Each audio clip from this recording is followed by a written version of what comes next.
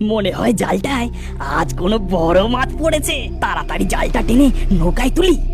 জাল টেনে নৌকায় তুলে দিনেশ জেলে দেখে যে তার জালে কোনো বড় মাছ নয়, রূপকথার গল্পে শোনা মাছের লেজ বিশিষ্ট এক জলকুমার তার জালে আটকা পড়েছে।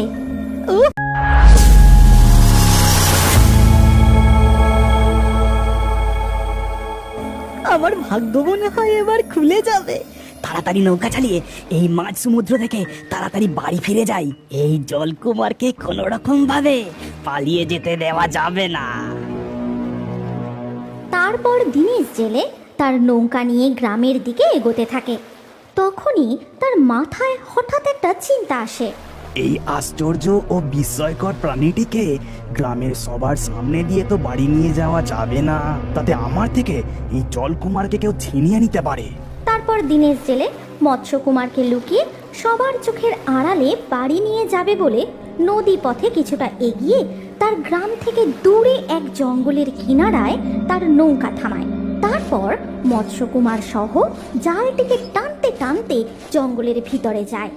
রাত গভীর হওয়া পর্যন্ত আমাকে এই জঙ্গলই অপেক্ষা করতে হবে। তারপর জঙ্গলের পথ ধরে আমি বাড়ি ফিরে যাব, তাহলে আমাকে আর কেউ দেখতে পাবে না। আমায় ছেড়ে দাও জেলে, তুমি আমায় মেরো না। আমি আমার সন্তান ও স্ত্রীকে খুঁজছি, তারাও হয়তো আমার আশায় অপেক্ষা করছে। ও বাবা, এই যে দেখছি আবার কথাও বলতে পারে, আবার ছেড়ে দিতে বলছে। তোকে আমি নিয়ে গিয়ে আমার বাড়ির পিছনের চৌবাচ্চায় লুকিয়ে রাখবো। তোর মতো আশ্চর্য প্রাণীকে কেউ হাতছাড়া করে নাকি? এদিকে তখন মণিমালা জলপরী ও তার কন্যা নিনি পিতা রত্নকুমারকে জলের বিভিন্ন জায়গায় খুঁজতে শুরু করে এবং খুঁজতে খুঁজতে তারা এক জঙ্গলের জলাশয়ের মধ্যে এসে পৌঁছায়। মা, এতদিনে তো পিতার আমাদের কাছে চলে আসার কথা ছিল, কিন্তু পিতা যে এখনো আমাদের কাছে এসে পৌঁছলো না। এখন আমরা কি করি? কিছুক্ষণের মধ্যে সন্ধ্যা নেমে আসবে, আমার খুব ভয় করছে মা। ভয় পাস না মা, আমি তো তোর সঙ্গেই আছি। কিন্তু এই স্থান আর আমাদের জন্য নিরাপদ নয়। আমরা বরং জাদুমুক্তের সাহায্যে মানব রূপ ধারণ করে কিছু সময় স্থলভাগে বসবাস করি। সেখানে মানব রূপে আমাদের কেউ ক্ষতি করবে না। কিন্তু তাহলে পিতা যদি এসে আমাদের খুঁজে না পায়, তখন কি হবে মা? রত্নকুমারকে আমি ঠিক খুঁজে বার করব, কিন্তু আমাদের এমন মৎস্য মানবের রূপের জন্য জলভাগের এই স্থান খুবই বিপজ্জনক। আমাদের নিরাপদে থাকতে হবে। মানিনি, এখন তুমি এই জাদুমুক্ত স্পর্শ করো। মণিমালা জলপরী ও কন্যা নিনি জঙ্গলের জলাশয় থেকে মাথা তুলে দুজনে একসাথে জাদুমুক্ত স্পর্শ করতেই মানব রূপে পরিবর্তন হয়ে যায়। তারপর তারা জলাশয় থেকে জঙ্গলের পথে হাঁটতে শুরু করে।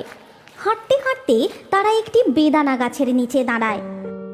আমার যে খুব জোর খিদে পেয়েছে, আমাকে কিছু খেতে দাও না মা। তখন মণিমালা তার সামনে সেই বেদানা গাছটি দেখতেই হঠাৎ মনে পড়ে যায় সেই দিনের কথা, যেদিন রত্নকুমারের সাথে প্রথম স্থলভাগে এসেছিল। কত সময় পেরিয়ে গেছে, সময়ের সাথে এই বেদানা বৃক্ষ কত বড় হয়ে গেছে।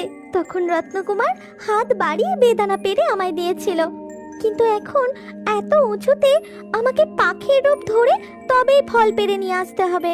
মণিমালা তার জাদুমুক্তর সাহায্যে একটি ম্যাকাও পাখির রূপ ধারণ করে বেদানা গাছের উপরের দিকে উড়ে গিয়ে একটি ডালে বসে। আর ঠোঁটে করে বেদানা নেবার সময় সে হঠাৎ লক্ষ্য করে কিছুটা দূরে জালে বন্দি অবস্থায় পড়ে রয়েছে রত্নকুমার। তারপর সে তাড়াতাড়ি করে নিচে নেমে এসে আবার পাখি থেকে মানব রূপে ফিরে আসে। কি হলো মা, তোমায় এত অস্থির দেখাচ্ছে কেন? কি হয়েছে তোমার?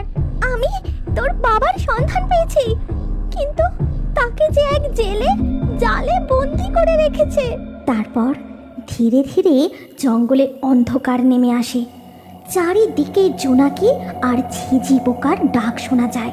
মণিমালা ও তার কন্যা রত্নকুমারের কাছাকাছি এক গাছের আড়ালে লুকিয়ে দেখতে থাকে। এবার রাত হয়ে গেছে, আমাদের আর কেউ দেখতে পাবে না। বাড়ি নিয়ে গিয়েই এই মৎস্যকুমারকে চৌবাচ্চার জলে লুকিয়ে রাখতে হবে। এই কথা বলে দিনেশ জেলে জঙ্গলের পথে জালটি টানতে টানতে তার বাড়ির দিকে যেতে থাকে। আর মণিমালা ও কন্যা নিনি লুকিয়ে লুকিয়ে জেলের পিছু নিতে থাকে। তারপর গ্রামে প্রবেশ করে দিনেশ জেলে রত্নকুমারকে জালে করে টানতে টানতে তার বাড়ির পিছনে চৌবাচ্চার কাছে নিয়ে যায়। তুই চুপচাপ আমার চৌবাচ্চায় লুকিয়ে থাকবি, কোনো রকম চালাকি করবি না। যদি এখান থেকে পালিয়ে যাওয়ার চেষ্টা করিস তাহলে তুই খুব বিপদে পড়বি, মনে রাখিস। এই কথা বলে দিনেশ জেলে রত্নকুমারকে চৌবাচ্চার জলে রেখে দেয়। তারপর তার একটি হাতে লোহার শিকল বেঁধে দেয়। এই সমস্ত কিছু ঘটনা আড়ালে লুকিয়ে মণিমালা ও তার কন্যা দেখতে থাকে। তারপর জেলে তার ঘরে চলে গেলে চৌবাচ্চার কাছে মণিমালা ও নিনি আসে। বাবা, আমি তোমার কন্যা নিনি। তোমার আসার জন্য আমরা অনেক অপেক্ষা করছিলাম। তারপর তোমায় আমরা জঙ্গলে বন্দি অবস্থায় দেখতে পাই। তুমি চিন্তা করো না রত্নকুমার, আমি তোমাকে এই শিকল থেকে মুক্ত করব। তারপর আমাদের জাদুমুক্তের সাহায্যে তুমিও রূপ বদল করে আমরা এখান থেকে পালিয়ে যাব। কে কে আমার ঘরের পিছনে? মনে হয় জেলে তোমাদের কথা শুনতে পেয়ে গেছে। তোমরা এক্ষুনি এখান থেকে পালিয়ে যাও, আমার কিচ্ছু হবে না। দিনেশ জেলে তার বাড়ির পিছন দিক থেকে শব্দ শুনতে পেয়ে সেদিকে ছুটে যায়। ও না না, আমারই মনের ভুল। ভাবলাম কেউ হয়তো আমার এই মহামূল্যবান জীবটিকে চুরি করতে এসেছে। যাই, রান্নাঘরে গিয়ে গিন্নিকে পুরো ব্যাপারটা খুলে বলি। তারপর দিনেশ জেলে রান্নাঘরে গিয়ে তার বউকে পুরো ঘটনাটা বলে। আর তা শুনে তার বউ রান্নাঘর থেকে দৌড়ে বাড়ির পিছনে সেই চৌবাচ্চার কাছে যায়। আর সেখানে গিয়ে সে দিনেশকে বলে, আমাদের ভাগ্য এবার ফিরে যাবে। এমন জলপরি ও জলকুমারদের কাছে অনেক সোনা দানা মণিমাণিক্য থাকে। এর থেকে কোনো না কোনো রকম ভাবে আমাদের তা নিয়ে নিতে হবে। তুমি একদম ঠিক কথা বলেছো গিন্নি, কিন্তু ও যদি আমাদের তা দিতে রাজি না হয়? দেবে না, ওর ঘাড় দেবে। না দিলে ওকে কেটে বাজারে বিক্রি করে দিয়ে আসবে। এমন প্রাণীর অনেক ভালো দাম পাওয়া যাবে। এবার চলো, অনেক রাত হয়েছে, খেয়ে দে আমরা শুয়ে পড়ি। কাল সকালে এর ব্যবস্থা নেওয়া যাবে। এই কথা বলে জেলে ও জেলের বউ তাদের বাড়ির দিকে চলে যায়। তারপর ধীরে ধীরে মণিমালা ও নিনি আবারও রত্নকুমারের চৌবাচ্চার কাছে আসে। রত্নকুমার, তুমি মন দিয়ে শোনো। কাল সকালে যখন জেলের বউ তোমার থেকে সোনা হিরে মণি চাইবে, তখন তুমি বলবে তোমাকে লোহার শিকল থেকে মুক্ত করতে। তারপরেই তুমি তাদেরকে তা দিতে পারবে। তারপরে মণিমালা রত্নকুমারকে কিভাবে বাঁচাবে তার সমস্ত পরিকল্পনা বুঝিয়ে বলে। ঠিক আছে, আমি তাই করব, কিন্তু এবার তুমি এখান থেকে চলে যাও। জেলে যদি তোমাদেরও এখানে দেখে ফেলে তাহলে তোমাদেরও বিপদ হতে পারে। তারপর মণিমালা ও নিনি দূরে এক ঝোপের আড়ালে লুকিয়ে পড়ে। ধীরে ধীরে রাত পেরিয়ে ভোরের আলো ফোটে। তারপর সকালবেলা জেলে ও তার বউ চৌবাচ্চার কাছে এসে রত্নকুমারের কাছ থেকে সোনা দানা চাইতে থাকে।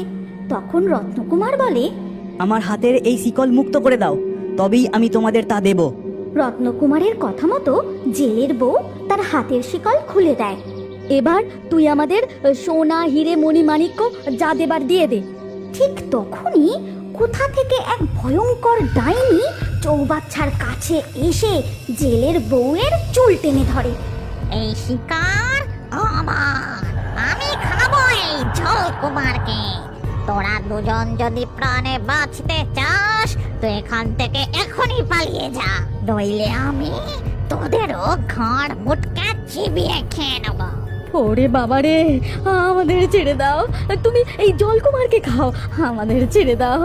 ঠিক আছে, আমি তোকে ছেড়ে দিচ্ছি, কিন্তু ভুলেও আর এদিকে আসবি না, তাহলে তোদেরকেও।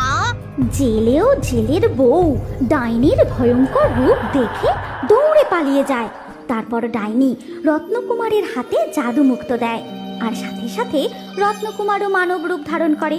তারপর ঝোপের আড়াল থেকে নিনি বেরিয়ে আসে।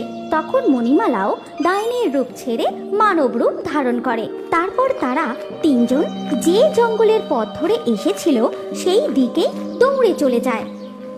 এই গল্পের পরবর্তী পর্ব যদি তুমি দেখতে চাও তাহলে কমেন্টে নেক্সট পার্ট অবশ্যই লিখো। আর আমাদের রিও বার্ডস ফেসবুক পেজটি এক্ষুনি ফলো করে নাও। এই গল্পটি ভালো লাগলে লাইক করে শেয়ার করে দাও।